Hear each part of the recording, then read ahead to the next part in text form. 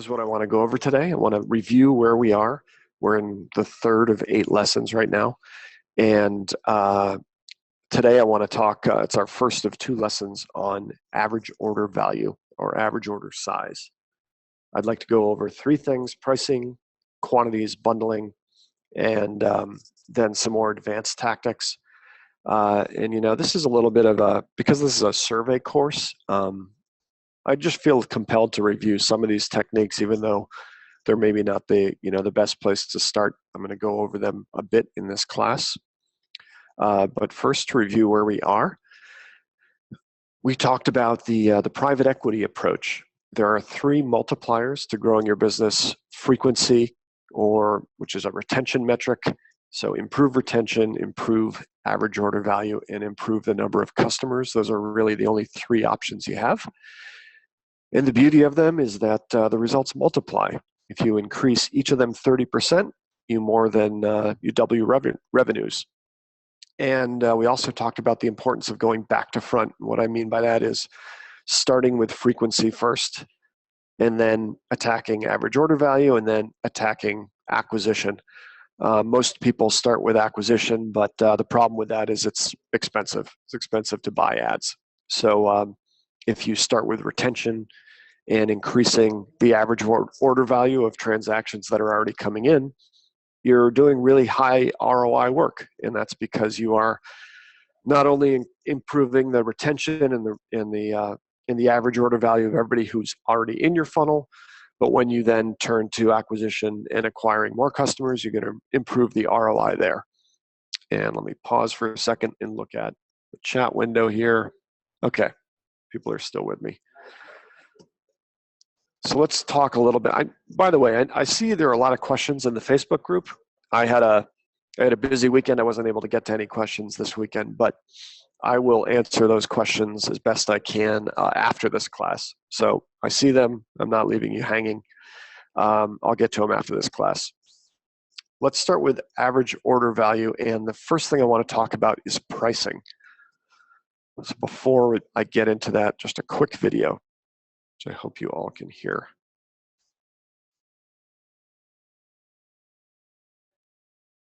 And this is not the day for tech.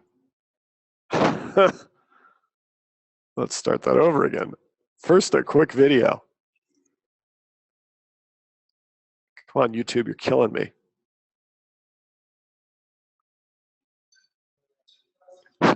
But first, a quick video. All right, I don't know if this is going to fly. This quick video. Let's see, Robert Smith, here you go. It's your chance to shine. All right. This is a quick video from Robert Smith, and we're not going to see it. But basically, this gentleman here, Robert Smith, not many people know this guy. He is probably the 200th or so wealthiest people in the world. I think he's the top ranking African American. He started Vista Equity Partners. So we're talking about private equity. Vista Equity is about a 30 billion entity at this point. And the video was about, he sees like the most important thing we can do as entrepreneurs is be smart and develop intellectual property. And his intellectual property was essentially a thesis that he could buy companies and execute one simple tactic. And if he executes those tactics, they'll grow. And the tactic is increase prices. He really made the bulk of his money by doing one simple thing, and it's buying companies and increasing the price. And his thesis was that most entrepreneurs out there undervalue their products. In other words, they think they are worth less and they charge less than they could, and that demand is more inelastic than you think. So people are actually willing to pay more for your product than you think. So what he's done with Vista, and his most recent acquisition is Marketo, which is a SaaS company. But what he's been doing is buying up companies and increasing the price. That's one of the first things he does. How to do it? Well, it certainly sounds easy, but As those of us in e-commerce know, it's harder than you think, largely because we've got these full stack e-commerce systems that that make it hard to change a price, right? You need to test a product. Whenever you change the price of a product, you need to test that across all your shopping feeds, maybe what you provision to Amazon on the product page. There are no great software solutions I've found to testing pricing increases, but some options exist.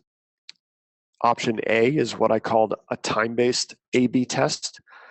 So what you want to do is choose your highest volume proprietary product, increase the price on day 0, and then watch that increased price and compare it to, the previous 10 days. So let the new price run for about a week and a half, compare it to the previous week and a half, and it's sort of an approximation of an A/B test. And one of you on the call runs a simpler time and has been,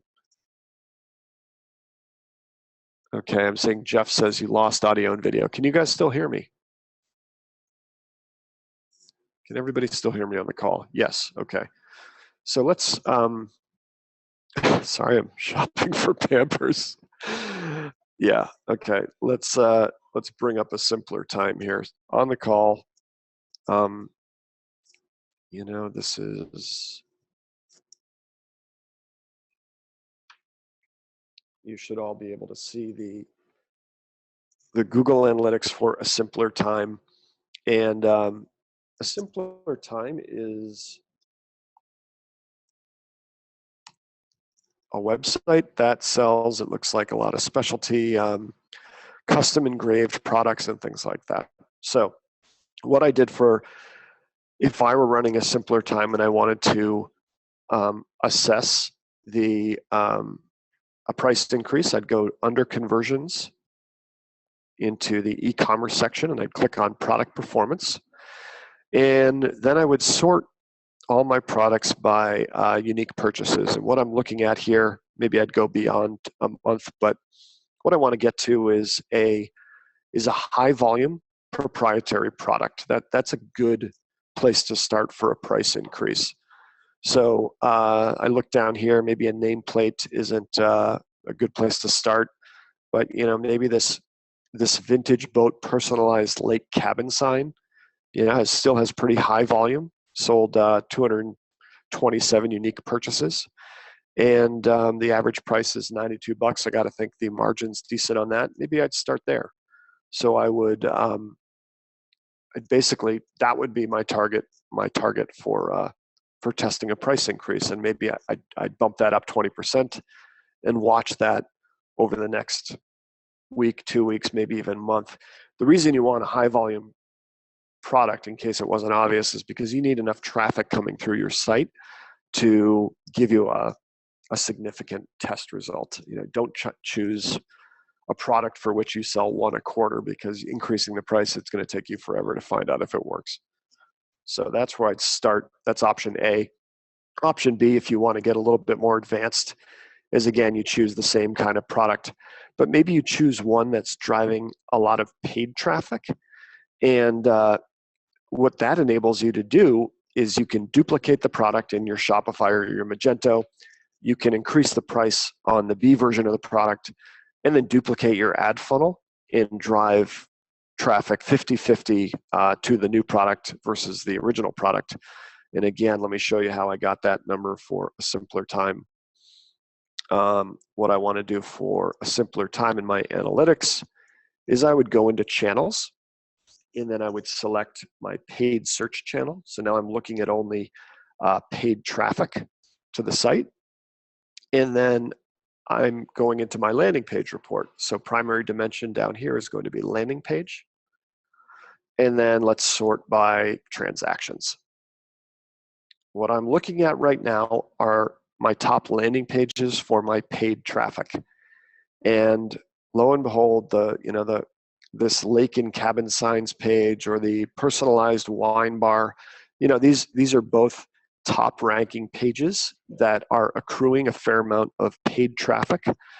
And so maybe I'd start with the wine bar, I'd duplicate it, and then I'd go into my AdWords, go into my Facebook ads, whatever the ad campaigns are that are driving to this page, and then just copy all my campaigns and target my B version of my page.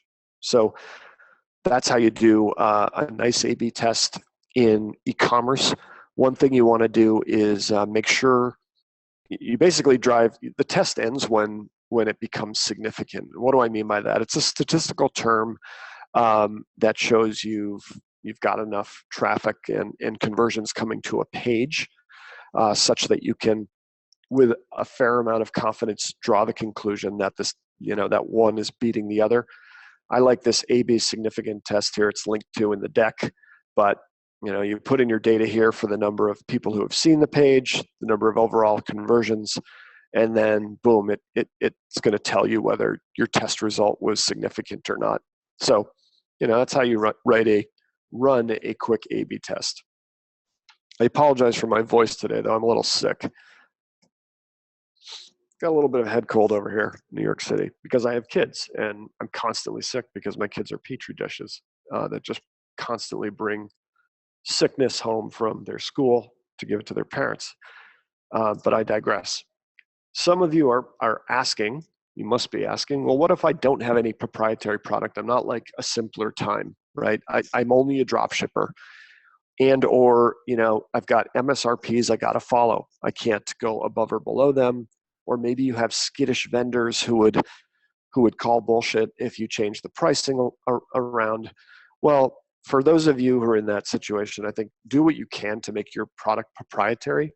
So at Design Public, we sold everything. Everything was not. We didn't have any proprietary product. So what we did was we went to our vendors and we said, hey, can you give us a custom color or finish or something to differentiate this product, which would then enable us to jack up the prices a little bit on that product. We also did a fair amount of testing of a secret funnel. So maybe a landing page or a product price that was only visible to the email list. And if we did that, it would not raise flags. Our competitors would not be able to see that we were testing a price.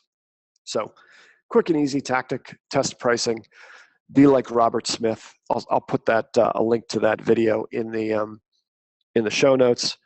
But most of us don't even think about increasing prices as a way to grow, but it's usually there for the taking, and it's something you might want to add to your marketing backlog. Let me take a second here to drink some coffee, and let's talk about quantities. So increasing quantities is another way to drive up your average order volume. And why would you want to do this? Because you can.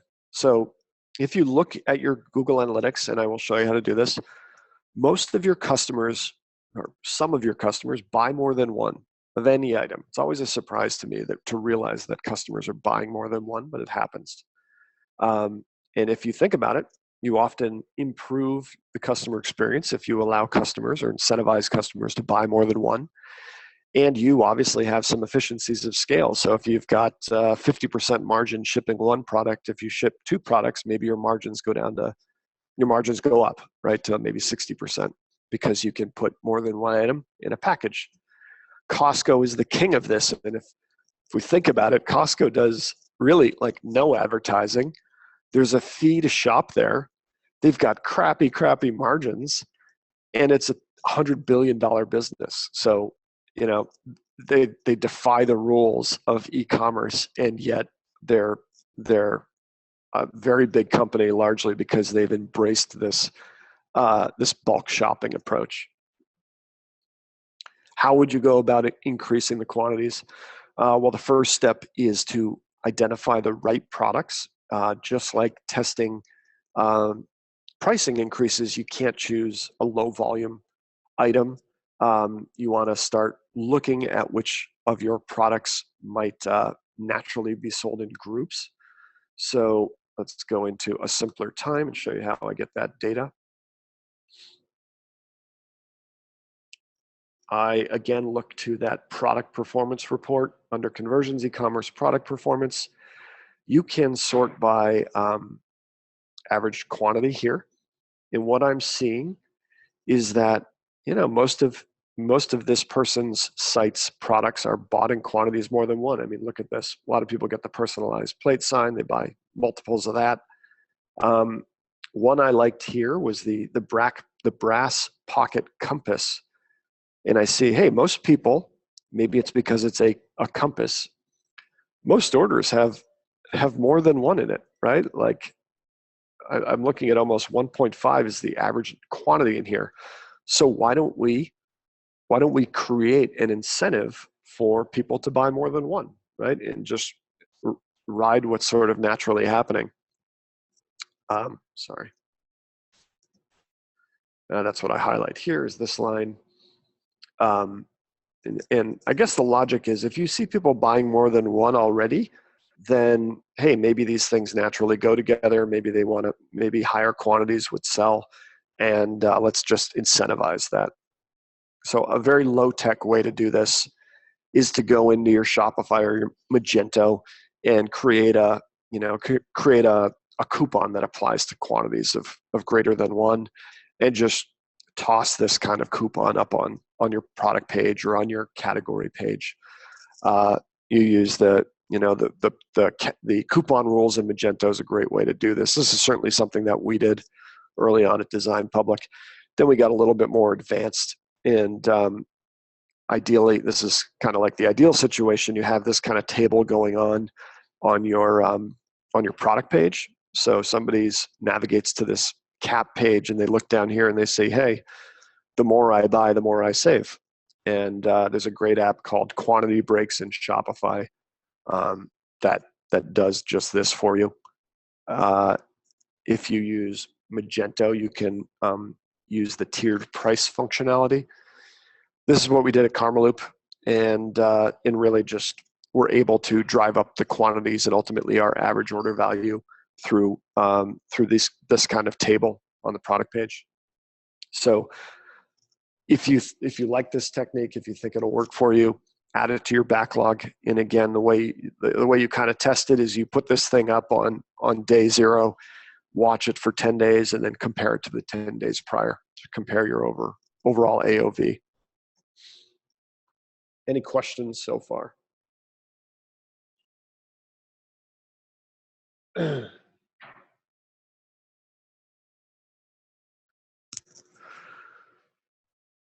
Ahmed says, why does someone buy 5 of the same hats? I don't know, but I mean, that's kind of what I'm getting at.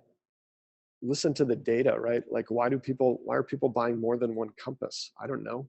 I think they maybe give them away as gifts, but until you look at this kind of data. So Ahmed, I think you sell iPhone cases. Go into this report for yourself. If you see this number is higher than 1, then it tells me, hey, people are buying quantities of this, and let's see if we can get that quantity number even higher. But I don't know why people buy more than one hat. Maybe the hat just kicks ass. It's a Hurley hat. How do you determine the price increase to test? So that's going back to price. I said start at 20%, but you know your products better than me. I mean, I think I showed a picture of the Whipping Post leather bags there. We increased to 20%. Hey, at Karmaloop, we were selling white T-shirts, and we thought that this was the most commoditized product in the world. And yet we increased it 20%. Boom, people kept buying, increased it another 20%. It was just kind of crazy. People kept buying those T-shirts. More questions. Micah says they don't get enough volume of any product to do these tests, and they get a lot of feedback that their gear is too expensive. Well, I would say, given the feedback, you're always, whenever you increase the price, you are probably going to decrease your volume of orders, but you're betting on the fact that the increased revenue you make offsets that decline. That's what I mean when I say inelasticity of demand. That, yeah, I mean, demand goes down whenever you increase the price, but at the end of the day, you're going to recoup that revenue with higher prices. And you don't know until you test if that's going to be the case for you. Anybody else always sick because of their kids? Yeah, Micah says, couldn't the opposite be true? Yeah, I mean, that means your demand is like pretty elastic. If you increase the prices and demand goes to 0, then then that was that proved that you should not increase the prices. So maybe you want to decrease your prices and see if you can make up for it. I had a whole other story I wanted to tell you guys about my son and what he's going through right now, but we ran out of time because of the tech difficulties. I'll have to save it for next week. All right, free shipping. Free shipping is a great lever for increasing your average order value. One that retailers do not use enough. If you're looking for an interesting book, there's a book called The Power of Free by Dan Ariely. I think you say his last name. And he basically shows that free is more powerful than economics would suggest. By slapping the label free on something, you generate a lot more demand than it would suggest. There was a famous Amazon test that he talks about where Amazon added free shipping for orders over $25, for example. And they did it in every country except for one, where they charged 1 franc. And basically in every country but France, demand went off the charts, and AOV increased. But in France, because of that 1 franc charge, people just ultimately didn't move. They didn't move the market as much as they thought they would. And their conclusion was, the add-on program basically that you're seeing here in this picture came out of that test. So they started using free shipping in their non-prime accounts as an incentive to add more items to your shopping basket. So I think you should do the same. But more times than not, I see something like this, which is Crabtree and Evelyn enjoy free shipping on any order. And the danger with obviously the mistake here is on any order, they've got no threshold. There's no incentive for me to add any more items to my cart because I could get it on a $2 item. So how do we use free shipping to increase AOV? A good rule of thumb is you find your average order size or average order value. You go under the e-commerce report. It's right there for this retailer. Say it's $115. Add free shipping. Add a free shipping threshold above that. Realize that if you think that's too high for you, if you right now have free shipping on everything, any free shipping threshold will serve to increase your AOV. So whether you want to test out that threshold above your current AOV or just anywhere maybe above $50, whatever it is, it's going to work to increase your AOV. Something we did at Karmaloop almost immediately. We put on our Robert Smith hats and we increased the price of T-shirts, and then we jacked up the free shipping threshold to $50. The AOV at Karmaloop is $40, very low AOV, but this test enabled us to increase the AOV overall. And by the way, there are a lot of other benefits to free. Dan Ariely shows that customers are inclined to buy more. So they will want to buy more from you if they think they're getting free shipping on the order. They'll be willing to pay a higher price to trigger the free shipping. Items increase in value when they're free instead of when they're discounted. So in other words, if you say, here's a free gift with purchase, and versus here's an item that has been heavily discounted, like the free item increases in value. You can obviously use it to upsell other goods, and recipients who see the free offer are more likely to spread the word. So there are other benefits to free, and I kind of went over this before in the section on discount ladders. But if you are adverse to free shipping, there are a lot of other ways to use free to incentivize a purchase. Free gift with purchase, express shipping, implementation call, whatever, gift wrap. All these things can be used to increase your AOV. So I would encourage you to add this to your backlog as something to test. Here's how to do the test. Let me check the chat window to see if I've got any questions. Yeah, Alex says, everything's free shipping now. How about free expedited shipping? Yeah, or Alex, what you could do is say, move that threshold up. Instead of everything's free, maybe free over $50. That's kind of what we did at Karmaloop. Everything was free, and we moved it to free over $50, and it worked.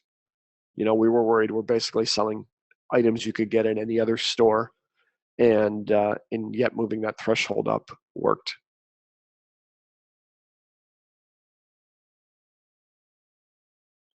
Chad asks a good question. His AOVs are higher, like at $270.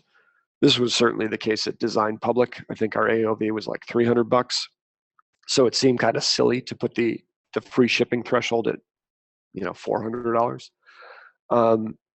And you're right, Chad. In that case, if you've been running at a free shipping off of everything, just try increasing it to $50, $80, something like that. And what you're going to be doing is still increasing the average. Your AOV should still go higher up. Is free shipping worth doing without a threshold? I think Dan Arelli would argue that it is. That even if you pay for shipping, I think you should be experimenting with a free shipping offer, because people are a little bit irrational when it comes to that, and they see the free shipping, and it's certainly something that if it's a bit of a money loser, then increase your prices elsewhere. Okay, bundling. Bundle. Why do you want to bundle? You guys know what bundling is? Bundling is when you combine, let me race ahead. You combine your products, right? So on the left-hand side is probably a bundle that most of us who are over 40 years old have bought back in the days when you had to buy Microsoft Office.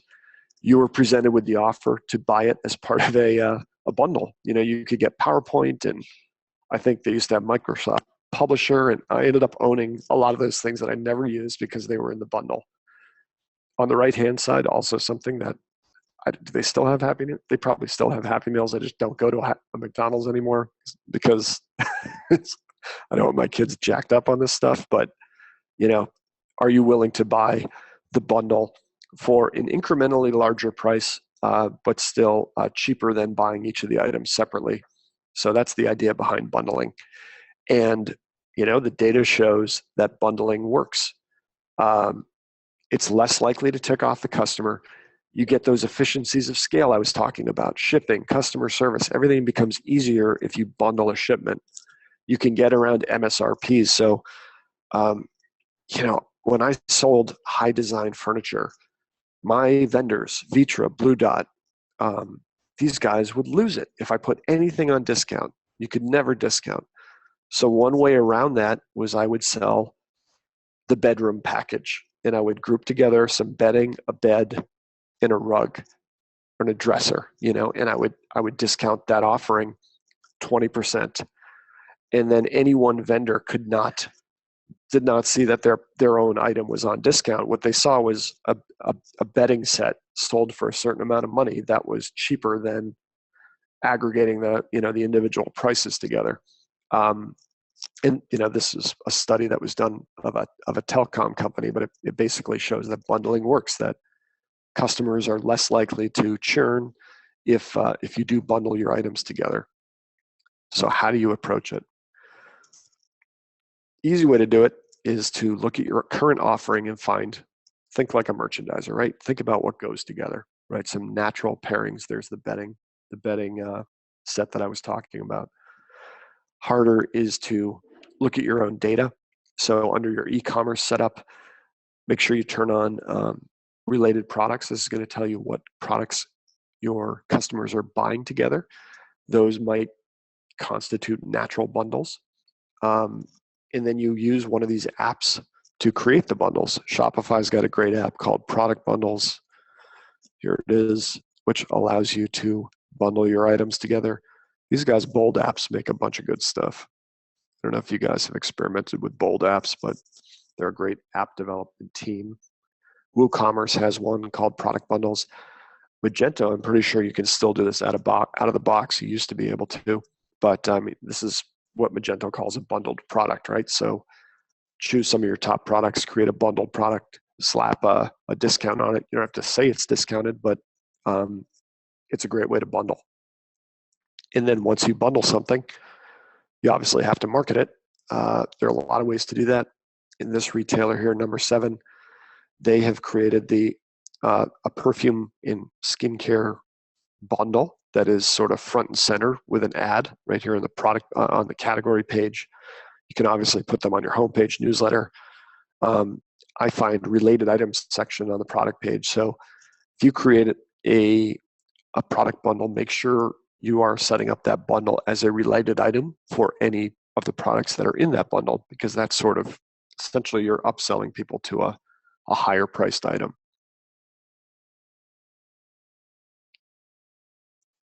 So a lot of benefits from bundling. It's not just increasing your average order size.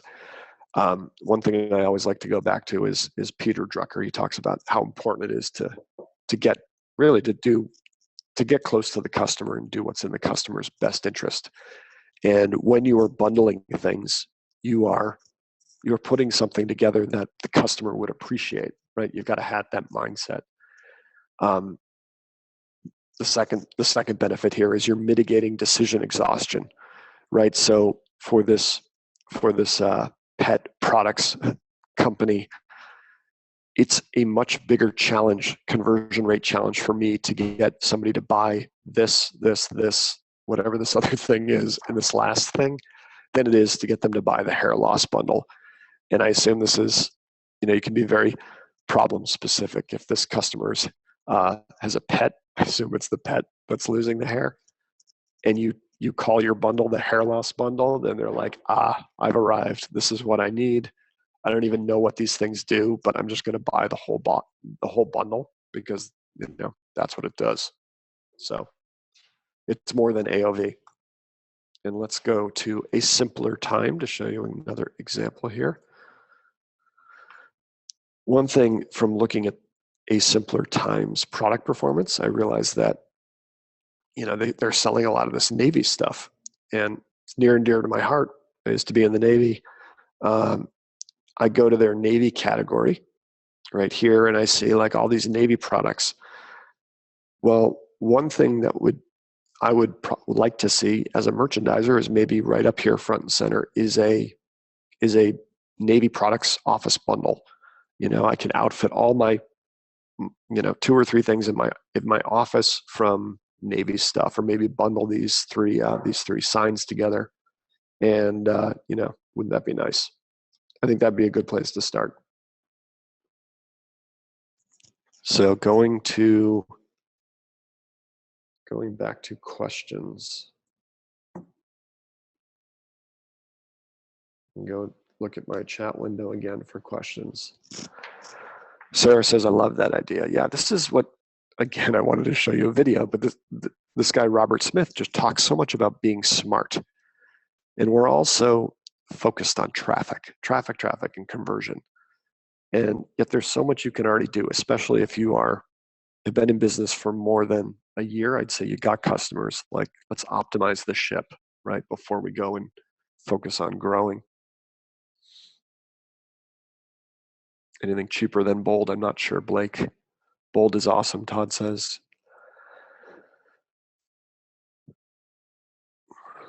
Free shipping. Where can I see the result of related products from Google Analytics? I will show you. I don't think I was going to show you in a simpler times, but what you want to do to enable related products is you go into admin, e-commerce settings, but he has not set me up as an admin. You want to toggle this button. Related products are up here at the top. So toggle this button, and it generates related products data, and then you've got to do a little query to pull out the data. I can post an article on how to do that to the Facebook group. Let's go back to the deck. All right, we went over 4 tactics. Let's do some other things that you may or may not have heard of. And I think my disclaimer here is most of this section is to tell you not to waste your time on. For example, gamification is one of them. I think the natural tendency here is we think if we put one of these things into effect, we're just going to make money hand over fist and become millionaires, but gamification is where you encourage people to play some sort of game, to add more things to their cart or whatever, to get more stickers. These kind of things can work, but usually are not worth the trouble. Another very popular thing is a loyalty program.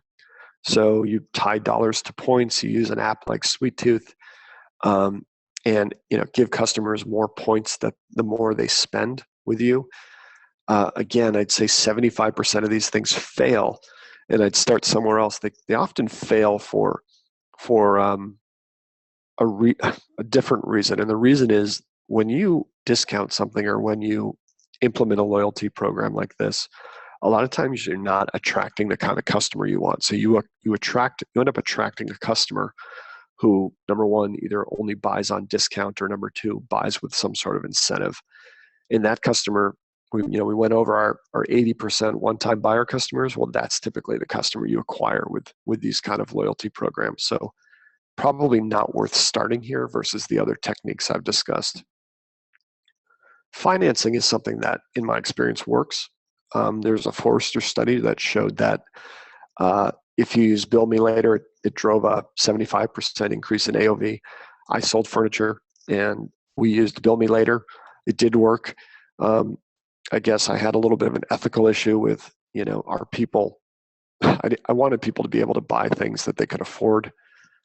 And so you've got to answer that question yourself. Do you care about, you want people to be able to finance your products? Anchoring certainly works. It's a good general rule. If you put a higher price next to your current price, that people are anchoring on that higher price and willing to spend up on the lower price. So you can, it increases conversion rate. And if you increase your base price, people are more willing to spend it. I have found this to be easier to implement with SaaS, so with software companies, as opposed to e-commerce companies. But I think some like Magento offer this kind of functionality right out of the box.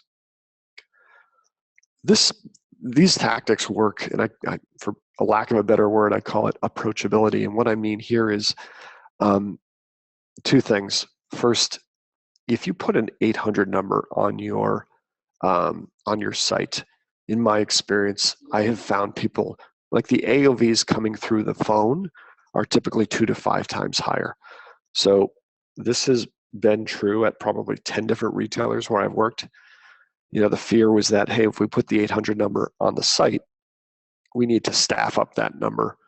And that's obviously a cost. But in almost all those cases, that cost has been more than offset by an increase in AOV. At Design Public, it was the $1,000 plus orders that came in over the phone, or the or the restaurant who was ordering 80 bar stools. Like those were the orders that came over the phone. So I would encourage you to, if you don't have an 800 number, maybe put it up there and then test it for a little bit. Maybe not over the holidays when that number is going to go crazy, but see if your experience is like mine, where you do see a much higher AOV. And then the second thing is use video. So there's a lot of evidence that shows that if people are watching videos, they're willing to spend more for the product. And again, that's a little bit more correlation, does not mean causation. I don't know if the videos are causing a higher AOV, but it's certainly worth experimenting with. So I want to get smart again right here. This last thing is something I'm kind of passionate about because it has to do with database marketing. So, one of the secrets of database marketing is that, let's just say, good customers are good and bad customers are bad. And never the twain shall meet, that it's really hard to turn a bad customer into a good customer. And in many ways, it's easier to go acquire more good customers than to worry about changing a bad one into a good one. So the example here is from Bonobos, the men's apparel company. And you can see here that they have the good customer, we'll say the whale, has a first purchase AOV, average order size, of over $13,000. Isn't that crazy? Total spend over the year is over $26,000, and that guy bought 6 times and bought from every category. On the other end of the spectrum, you've got the minnow. And the minnow bought once, bought a $37 swimsuit, and that's our 80%, right? The one-time buyers. Well, one of the best ways to increase the AOV of your site is an acquisition tactic. It's to acquire more whales from the get-go, right? So this is why I harp on that VIP survey that I talked about last week. Figure out who your VIPs are, survey them, merchandise for them, acquire them, retain them, and you are going to see your AOV naturally go up, right? It's not any one specific AOV tactic we're talking about here, other than just getting inside the head of your best customers and trying to acquire more of them. Does everybody get that? The way to begin doing that is with that VIP campaign. So go into your Klaviyo, go into your MailChimp, set up a targeted campaign to go out to anybody with an AOV at twice the average, and then push them to a survey. And in that survey, ask questions like, what other brands, products, categories should we offer? That should ultimately drive your cross and upselling. What other services do you need? That should improve your customer experience. Where did you hear about us? That's going to tell you where to go to acquire more of these people. This is an example of the one we ran at Karmaloop, and it's just a very basic letter from the CEO that said, hey, click how likely are you to recommend Karmaloop? It went out to everybody with an AOV over $100 and just collected that kind of information. So looking at all those tactics, I definitely start with that and focus on your whales. And I'd set up a very simple survey to go out to everybody who and transacted at twice my AOV. That is about it this week. To review, I like the systemic approach. I want to help you build this AOV maximization system. This week we talked about pricing, quantities, and bundling. Next week we've got cross-selling and upselling. I've got a lot of material there on how to implement those things quickly and easily. And let me pause at this point and see if there are any questions. It'd be nice to put myself on video here, but I don't think I can still. Regarding bundling, how does the product pages work? Are you creating new SKUs for the bundle, or can you create a add to cart button that adds your individual products to the basket? Well, Adam, I'd ask, what are you on, Shopify or Magento or what? On Magento, bundling can be easily set up as a new product. It's called Magento lets you create up a bundled product. And a bundled product is just an assembly of a bunch of other products. So it would have its own product page. And it does have a new SKU, but it's a SKU that you give it. You just arbitrarily come up with a SKU.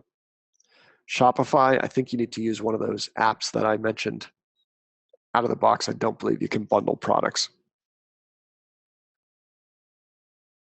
Jürgen asked about the video impact on AOV, and I took that, Jürgen, from I think I put it in the footnotes. Oh, I didn't. I usually try to put it in the footnotes, but let me dig up the report where I read that. I found it kind of interesting. In what kind of videos? It's videos about the product. So videos on the product page, as opposed to, say, more images.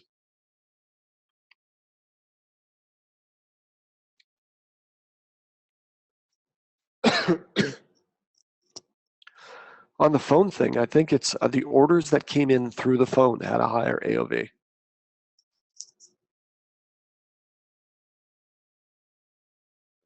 So not really support. I'm talking about sales. Like call here to order.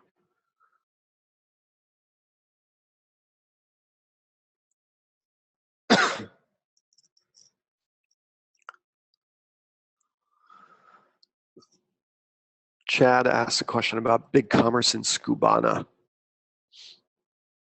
For bundling, we build them in Skubana, push them to the sales channel. With Shopify and Bold App, we can build them more easily in Shopify and push the bundled SKUs. I'm not familiar with how Shopify I know Skubana, but I don't know how Shopify pushes the data to Skubana. You'd have to ask Chad. Ask Chad. Chad being the guy who runs Scabana. Who I see around New York. Like every time I go for coffee, he's in my coffee shop.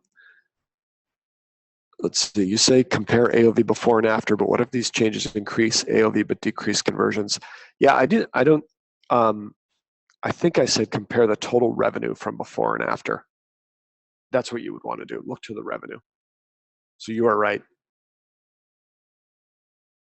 How long after the sale do you send out thank you emails with questions? It's one of those things that, you know, for the MVPs, I could couple hours. I think it was same day. You got to think about recency. Like the most recent, you're going to get the better response rate the more recent you are with anything.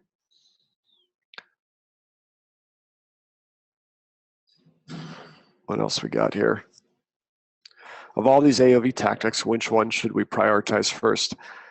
I think wait until wait until cross-selling and upselling on Thursday. I think cross-selling and upselling is the place to start. It's often because it's easier.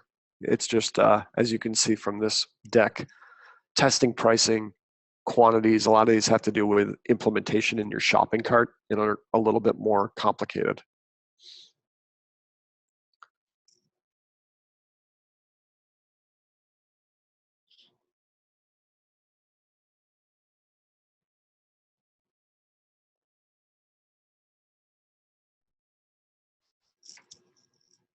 Ahmed asks about shipping times to the US. I don't know. Anyone else? Yeah, weigh in here. That's right. Amazon sets the standard, I think. Unfortunately, people expect Prime.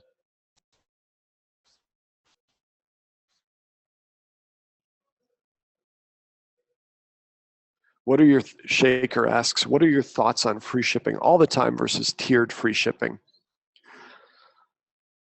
You know, I hate to say it depends, but it depends. What are you selling, Shaker? Right. I think if I'm buying a premium product, you know, I keep going back to furniture, but I'm buying an Eames lounge. If Vitra puts that on sale a couple times a year or offers free shipping a couple times a year, I jump. Men's apparel, bow ties, belts. I think I told you I did some work with Beltology, right? And I think they were doing free shipping all the time.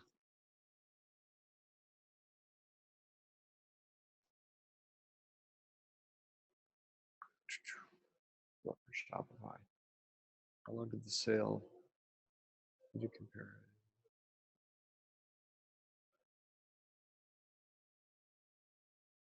Any other questions on AOV or anything else up to this point?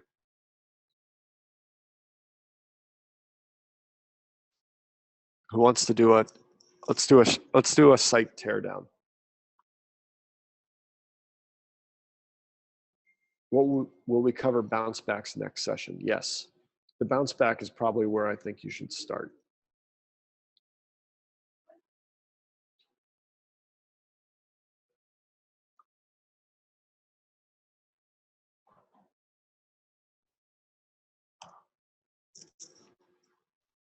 Do you recommend asking people to call you or just put your number on your site?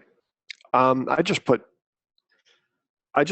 my number on my site, you know, in Karmaloop's case and in Design Public's case, and then the people who were calling in just had a higher AOV. Shaker, are we going to talk about landing pages? Yes. When we talk about acquisition. Simpler time, we're doing a little teardown here. Impromptu teardown. First thing I would make sure is on something like this, we talked about the importance of leading with products that create multi-buyers as opposed to one and dones. So I would look at your customer data in some of these featured items. Ideally would not just be high converters, but they'd be ones that people are thrilled with so that they come back. That's a big consideration. Second thing I'm seeing here, we talked about the importance of getting people on a list to try to build an asset that we can ultimately use to drive our revenue and sell the company. And I just see the sign up here is a little bit small for me and does not give me a good enough reason to sign up. News and special offers, I would probably want to be a little bit more specific with that. If I click through to a category page or a product page, this is probably something better done by PEP, but I think I would want the pricing to be bigger. I'd test moving the shopping cart button north. Although all in all, given what we talked about today, could you integrate some video onto this page? Or at least I know it's a pain in the ass, so maybe choose some of your top selling products to do it for. Interesting site though. Going back to look at questions.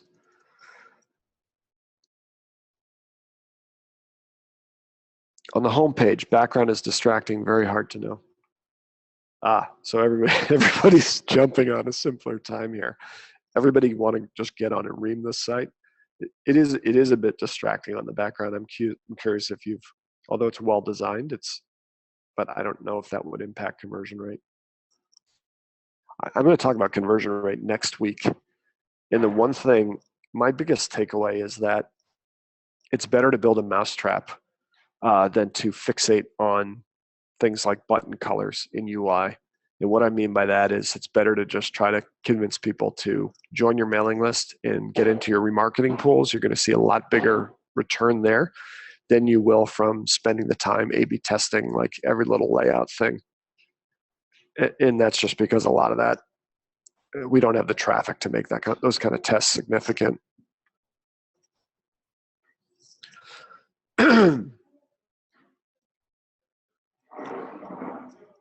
What else do we have?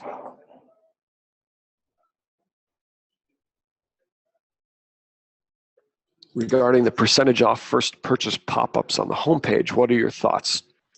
Well, that's a good question. I personally, I like to start with an exit pop-up, which means that offer will only appear in the exit pop-up when somebody's about to leave, as opposed to when they first come to the site. You go to a site like, who does a good job? Taylor Stitch. Mike at Taylor Stitch is probably like an 8-figure e-commerce retailer. Leads with it. I think they've done the math and they figure that people are happy enough with their purchases that they come back. My big concern with the discounts is in leading with a discount, you're attracting customers who only buy on discount. So just keep that in the back of your mind. Interestingly, one thing we tested at Karmaloop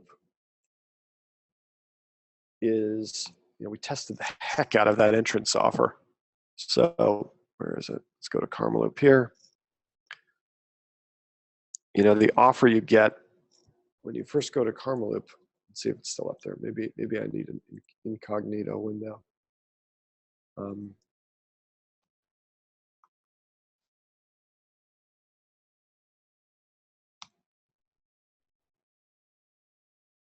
So whatever, they're taking the pop off. We tested a percentage off versus a sweepstakes, and the sweepstakes really outperformed the percentage off, both in terms of the number of people who opted into the list and the number of people who bought. And it was there we go, bing, 20% off your first purchase. So this was not as good as the sweepstakes when I tested all the way through to conversion rate. And it was much cheaper to have a sweepstakes too.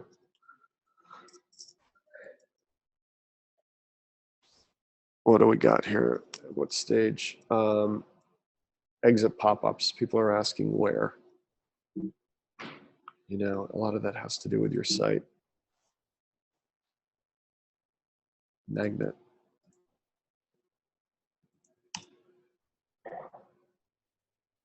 Tasmin says, what do you mean by sweepstakes? I mean,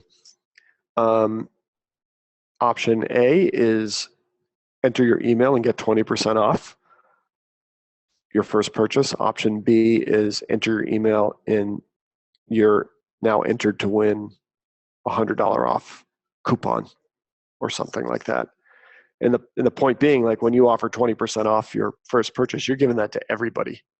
Whereas if you say you are now in the raffle for a $100 coupon, you only have to draw that coupon once a month or whatever you say, once a week. So it's usually a cheaper option for you, the merchant, as far as a promotional cost. Well, the first thing I think on this would definitely be video, because I don't really understand what it is. Almost treating it like a Kickstarter, and I don't know if you've done Kickstarters. Yeah, boom, you did. But I'm curious if you took your Kickstarter video and pivoted it to the product page, and certainly into your Facebook advertising, could be pretty compelling. Let me see, I'm still trying to figure out what it does. Magnetic modular flash modifiers. So is this for a camera? I guess it's for a camera. Yeah, for cameras. On that, I thought you sold iPhone things. Packages, boom. Okay, so boom, you like this, I imagine, is what we're talking about. Is this a bundled product?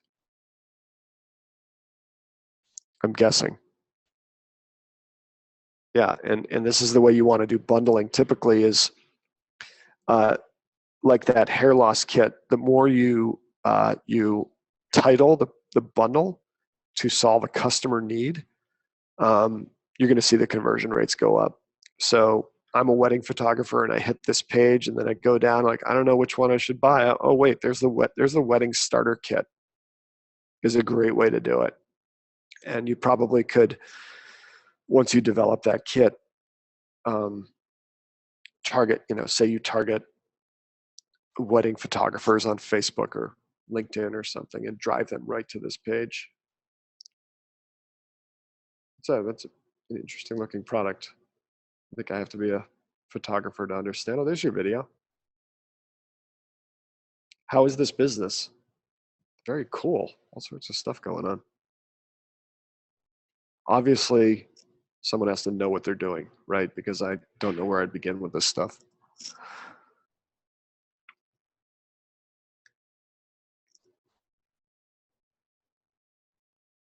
Yeah, okay, we're talking about the coup. This is the thing about sweepstakes is you rarely say when you hold the sweepstakes. So it could be like a yearly draw. Yes, that's something we laughed about quite a bit, but not a lot of questions today.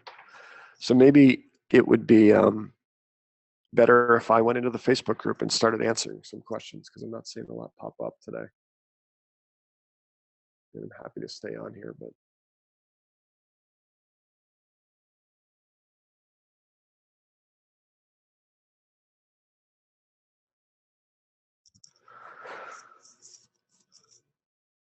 sure, Jeff. Okay, well, I guess I should finish the tear down here. And maybe I loaded in. Well, the other thing I'd want to see here is a much better pop-up or offer to join the list. I think we talked about the importance there. If it's something that I'm guessing you have a strong B2B buyer segment, you've got photographers who are buying stuff, so I'd make it a goal to get them on your list. And maybe it's not in entrance pop-up, maybe it's an exit pop-up, so when I go up here to leave, it would pop up. I did find, maybe it's because I'm not a photographer, but someone said the value prop, and I don't get the value prop, but maybe it's because I don't understand what a speed light diffuser does. And when I go to the shop page, packages,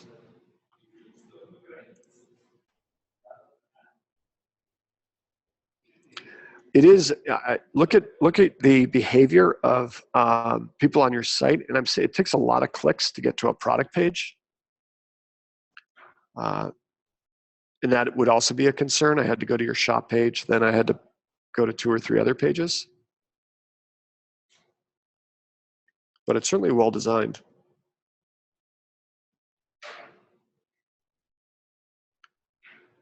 I think the biggest thing for you, though, would be to encourage people to join your list. You'd see a really big kicker off that. Let's see. Floor bloom.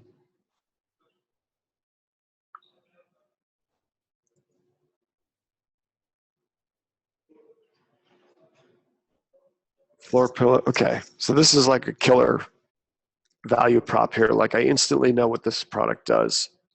And if I click shop now, it gets me much closer to a product page. There have been all sorts of studies that show that you don't want a rotator on your homepage, that they're usually not as good. And you're not doing that. So we go here. I go into one of my products. Is this, so could I incentivize the quantity here? Would be one thing we talked about today. Free shipping on orders over 45, which is over the price of one, which that's kind of nice to see. I'm curious how that worked out. So boom, if I hit 2, then I know that I trigger the free shipping. Got social proof down here, which is kind of nice. And someone with the high AOV, right? Maybe they took your, oh, they bought a bundle. You got bundles. Boom. Textbook. Who is this, Jeff? Textbook, Jeff. I'm seeing this thing more and more. So it's not quite an exit pop-up, or is it, Jeff? I don't know how you got it configured, but how is this working for you? I saw it just the other day. It's an exit and timed pop-up. Yeah, okay. So Jeff is saying, hey, I'm going to give you an opportunity to buy. If you don't buy, if you look like you're going to leave, I'm going to try to get your discount. And you know, I don't know if the sweeps, if this approach with the wheel is better than just asking, but very interesting. Let's get, you got a lot that's sort of locked on here, Jeff. There's certainly been, I don't know if this is at all related to those outdoor cushions, like the lay bags that came on the market and went from 0 to 10 million in a year or whatever they did. I don't know if you can tap into that crowd, but it looks like you're doing a lot right.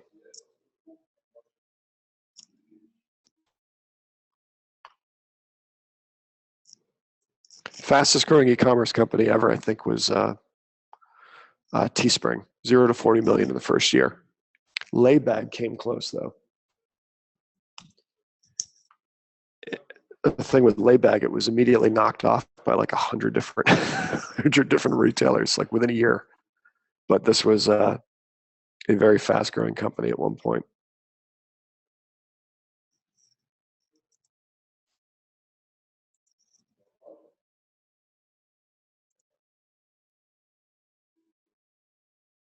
So yeah, I guess I'm seeing Wheelio a fair amount.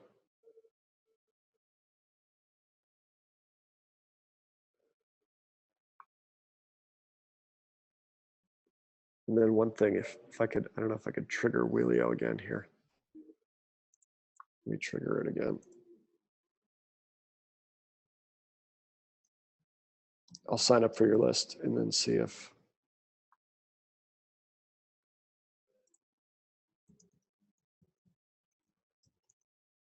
See what happens.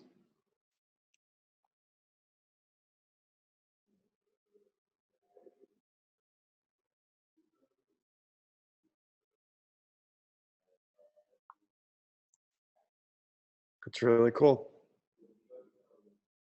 Wow, these guys have, they're on the ball. So I would then watch my email over the next week to see if you got a nice welcome sequence going. Face paint, Blake. Let's look at Blake's site.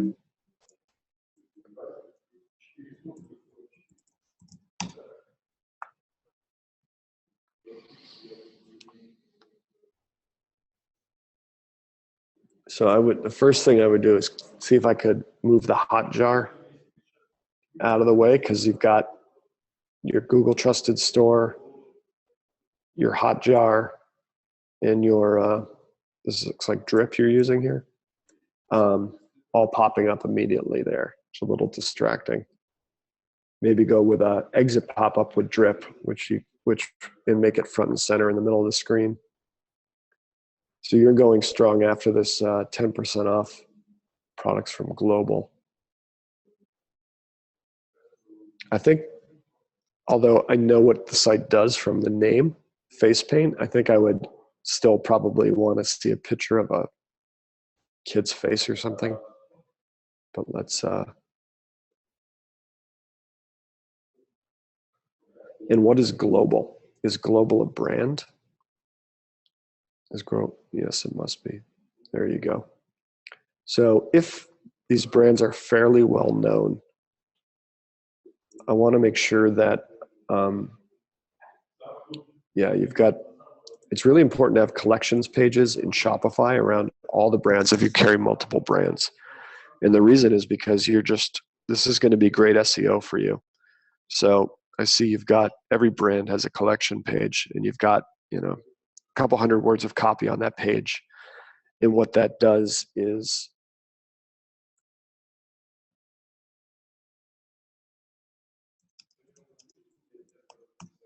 should rank you fairly high for the term.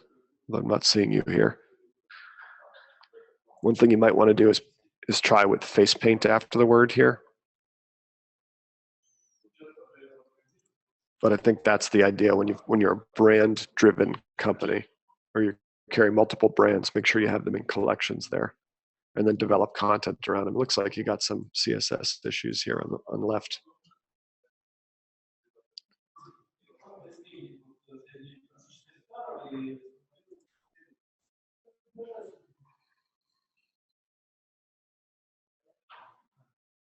Yeah, so for this site, I would definitely develop more contents around the brand so that they're ranking higher.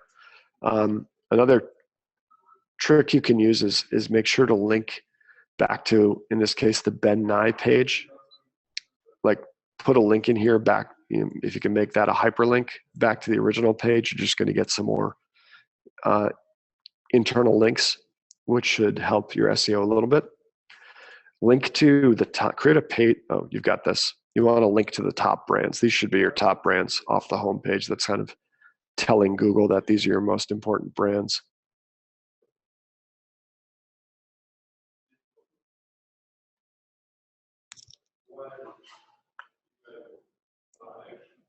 Interesting.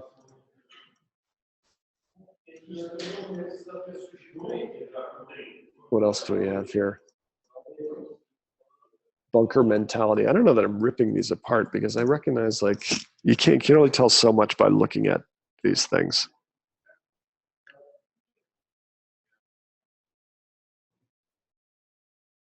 This is cool. Who's this? Tasmin Golf Clothing.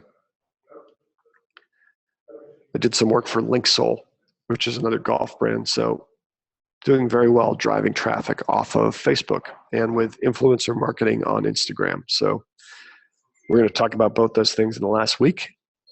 Key for Linksole, at least, was identifying some influencers on Instagram and getting them to wear some of your clothing. But for you, I kind of get what it is. You've got your value prop. You're down here.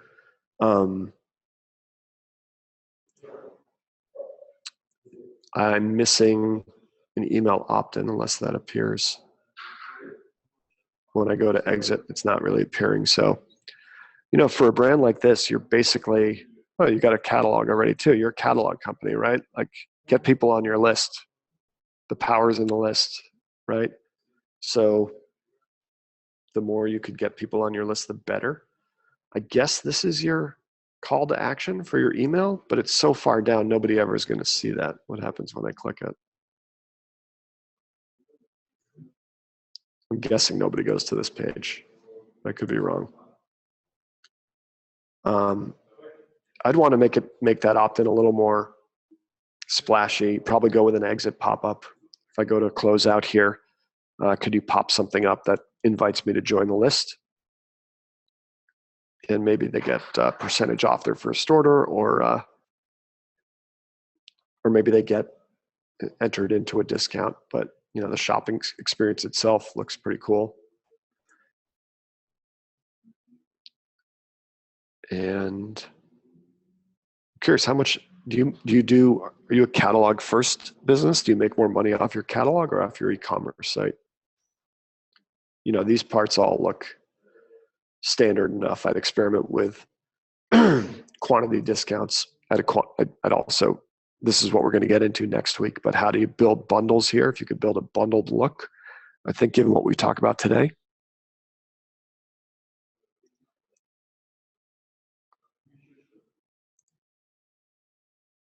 maybe this is where you're doing bundling. Is this bundling? Yeah, it is bundling, right? How does this section do? You'd obviously have to drive people here from something, maybe from some content on your blog. This looks like Magento bundled products, right? Yeah. And do they get a discount if they buy? Maybe they do.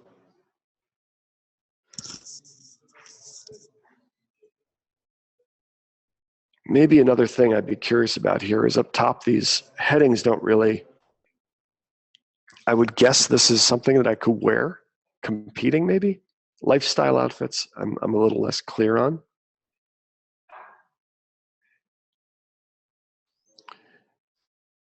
And where are you driving all the traffic from? Is it all Facebook ads, or do we have a blog or something?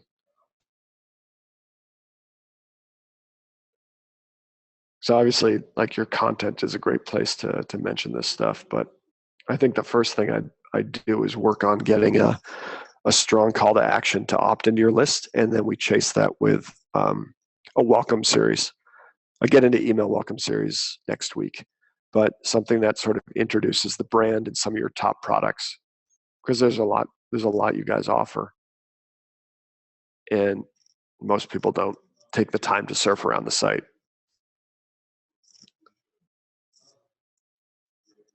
Yeah, then Tasmin says she's getting here.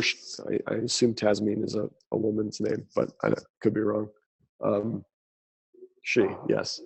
You're getting a lot of traffic off of Facebook, and yeah, that makes sense, but it's not converting. So week 3 is all about how to convert Facebook traffic better. And I know this is a conversion Excel class, but it's not about conversion rate optimization. I think someone said it in the Facebook group, it's about building a mousetrap. So hopefully that will help you. Customers usually buy samples of products before buying full packs of items at a later time. That was the case at Design Public too.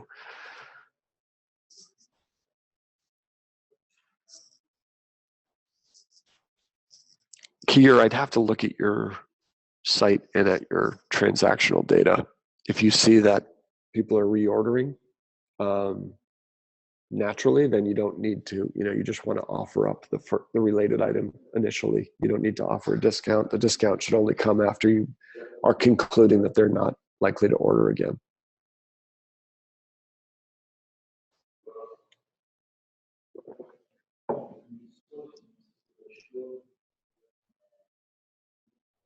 Shaker says, what do you think about Wheelio having discounts at the beginning? I feel like that might attract deal seekers. Yeah, usually the database marketing rule is